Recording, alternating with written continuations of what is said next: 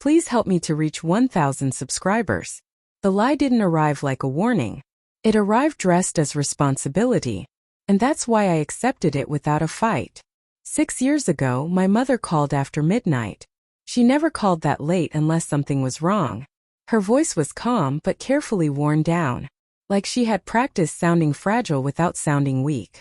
She said my sister Emily was getting worse. Not dying. Not yet. Just complicated enough to keep the future unstable. New tests. New doctors. Treatments insurance wouldn't fully cover. She kept repeating the same phrase. Just a little more time. And every time she said it, I heard the real message. Don't ask questions.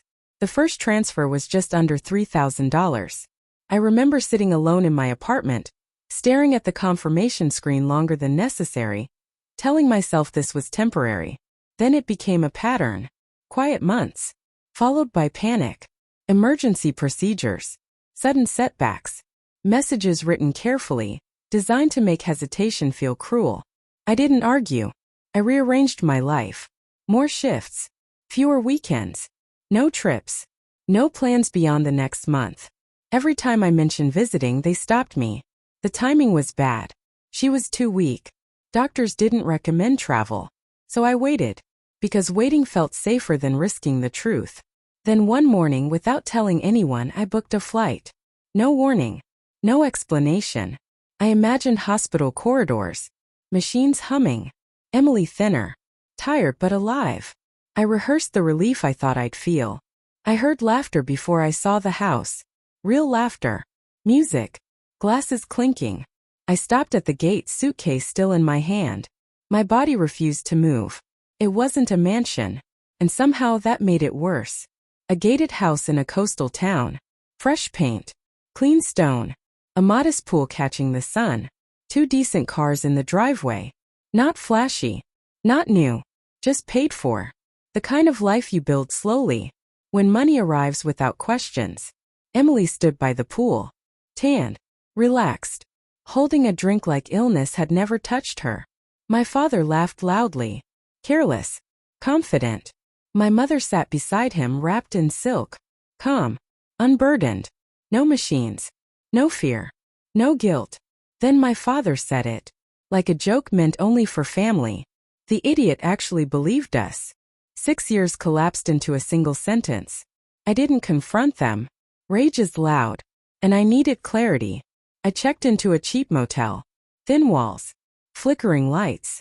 Place honest about what it was. For 3 nights I didn't sleep. I pulled every bank statement. Every transfer. Every email. Invoices from clinics that didn't exist. Messages written to sound medical. Urgent.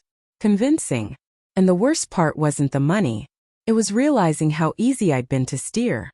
They routed my money through shell accounts. Used it for down payments. Car leases. Renovations. Trips. Normal comfort, disguised as survival.